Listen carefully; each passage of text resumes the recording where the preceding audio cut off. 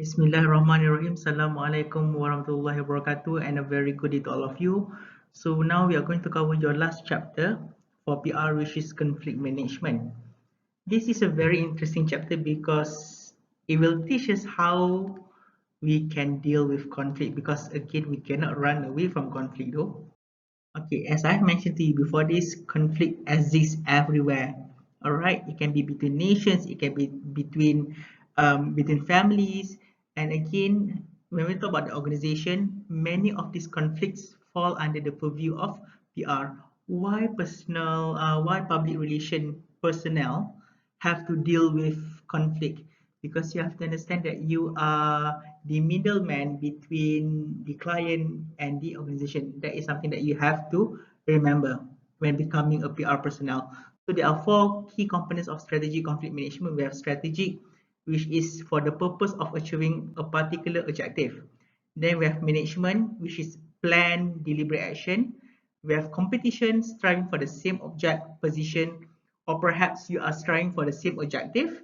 Or last but not least is what we call conflict, sharp disagreements or opposition resulting in a direct or overt threat or attack from another entity.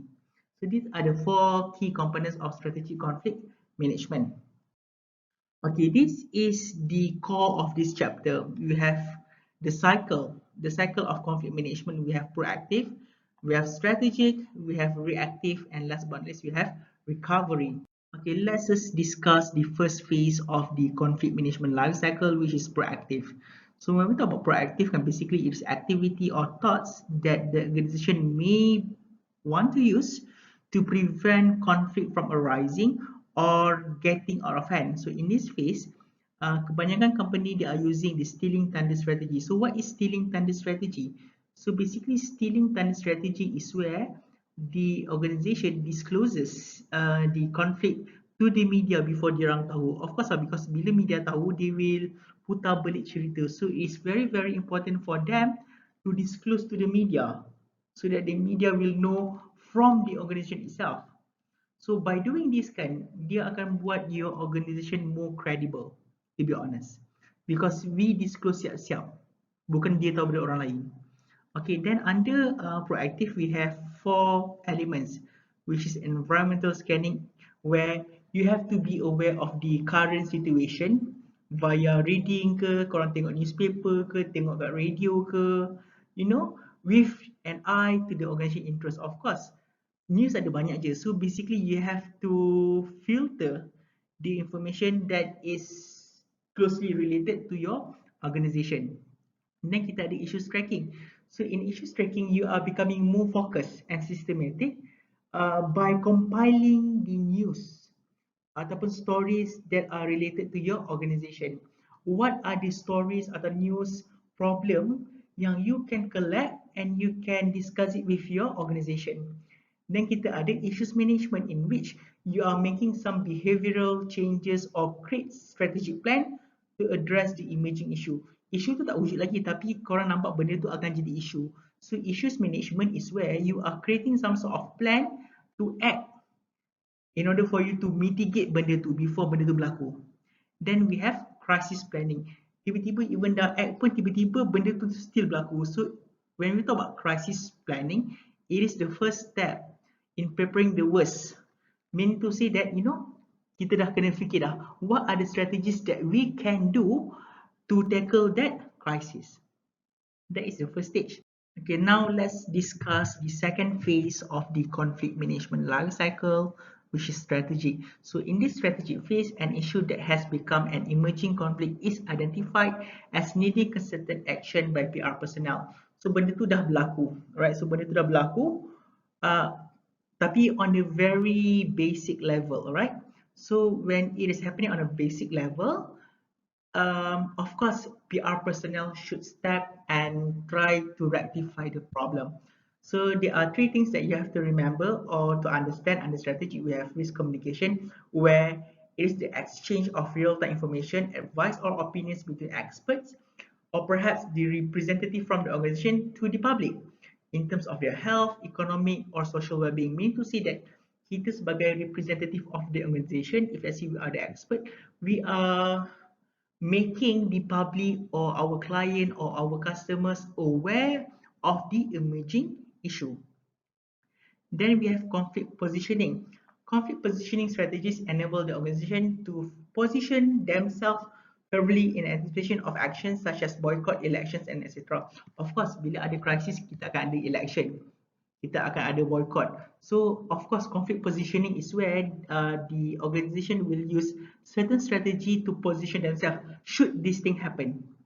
Okay, then kita ada crisis management, to be prepared for the worst outcome that would jeopardize the reputation of the organization. So of course tadi macam tadi mula-mula kita cakap pasal crisis planning where you are putting out your plan, and crisis management is to enhance if let's say the worst thing that might happen to the organization. So crisis management is the enhancement of the crisis planning should anything bad happen to the organization, especially when involve the reputation. Because sometimes kan bila reputation company tu tercela, that's it, they are done. So crisis management plays a very important role to make sure that they can save the reputation of the organization. Okay, now this is the third phase of the conflict management life cycle. So the third phase, which is reactive, is where the conflict tu dah sampai tahap critical, which is tahap dewa. So once it has reached tahap dewa, the PR personnel must proactively react to this conflict. The first one is what we call crisis communication. Remember that we have discussed about crisis plan and crisis management.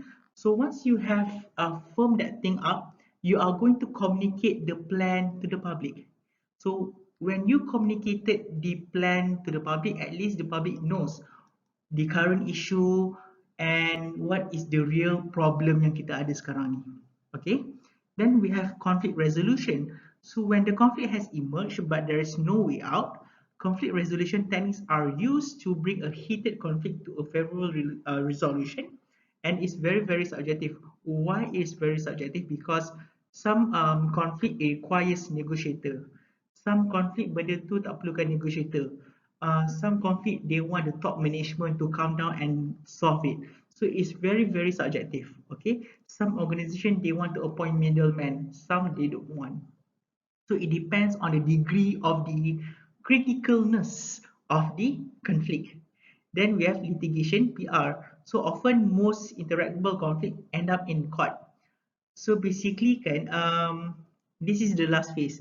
Kalau tak dapat solve cara baik, litigation PR is where you are bringing the issue to the court for the hakim or for the lawyers to discuss and to decide on the issue. And this is the last phase, which is recovery.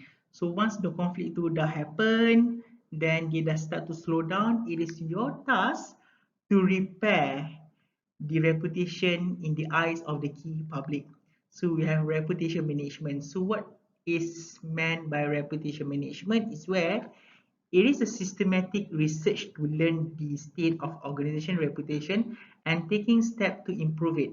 Again, when we talk about reputation management, it involves a series of research that you have to do in order for you to know what is the strategies that can be implemented to improve ataupun to enhance the reputation of the company after the crisis, which will lead to image restoration. So when the damage is too bad or extreme, image reputation ataupun restoration strategies can help provided genuine change by organization. Again, you have to make sure that the organization must take a very sincere approach to restore their image. That is what we call image restoration. This is the best part about how we can respond to crisis. So we have few strategies that you may want to consider, which I think we can even use this in mitigating the conflict that we are having right now, ataupun the conflict that we might foresee that will happen in future. So we have attack the accuser, we have denial, we have excuse, we have justification, we have ingratitude, we have corrective action, and last but not least, we have full apology. Okay, these are the strategies that you can use to solve the conflict. The first one is where you attack the accuser. The party that claims a crisis exists is confronted. Of course, orang yang kata benda tak ada crisis is confronted and its logic and facts are faulted. So basically, we are trying to find the loopholes dekat dia punya logic and facts. So that kita tak nampak yang kita ni salah. Sometimes a lawsuit is threatened. And of course, kalau kita perasankan certain celebrities, organization, dia kata, okay, if so, kalau betul you cakap this is a false accusation, I will summon you. The word summon is like very famous kalau korang perasan. Then we have denial. So when you talk about denial kan, kita macam siapa kata ada konflik? So basically you are trying to explain that there is no crisis happen at all.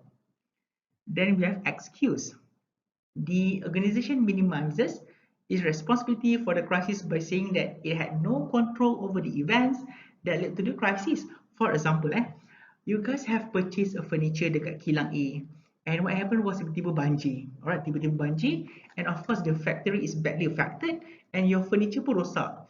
So of course, as the organization, dia akan bagi excuse that benda tu banjir, and it's not our power pun nak control. So they are making excuse. Then we have justification. Crisis is minimized with a statement that no serious damage or injuries resulted. You justify yang benda sebenarnya okay je sebenarnya. Sometimes the blame is shifted to the victims. For example, do you guys know what happened to Apple iPhone 4 before this? Let me just share with you. Before this, orang make a big fuss about iPhone 4 because kadang-kadang bateri cepat rosak, panas. And you know what Apple said? Apple kata, it is not our fault, it's how you handle the phone yang buat benda tu berlaku. Then we have ingratiation. Actions are taken to appease the public involved. Consumers who complain are given coupons to compensate. It's like the organization are giving something to the consumer to compensate benda yang berlaku. Contoh kalau korang pergi mana, Baskin Robbins for example, contohlah yang you tak puas hati dengan layanan, and perhaps Baskin Robbins will give you coupons or discount for your next purchase. That is what we call ingratiation. Then we have corrective action. So when we talk about corrective actions, you are taking some steps to repair the damage. Excuse me. For example, you are revising the SOP so that you would know what are the things that you can do to improve better in future. And last but not least is what we call full apology. The organization takes full responsibility and asks for forgiveness from the public. Macam, okay lah, it's our fault. So we'll make sure that benda ni tak akan berlaku lagi in future. And sometimes compensation such as money or aid is often included. And kadang-kadang kita kata, okay fine, for the next trip we will try to assist you better. You are trying to offer something to the consumer. First you apologize and you are making an offer to the client ataupun public or the audience. Alright, that's all for your PR. I really hope that you have learned something with the 10 chapters that we have covered, and I wish you all the best in future. Assalamualaikum.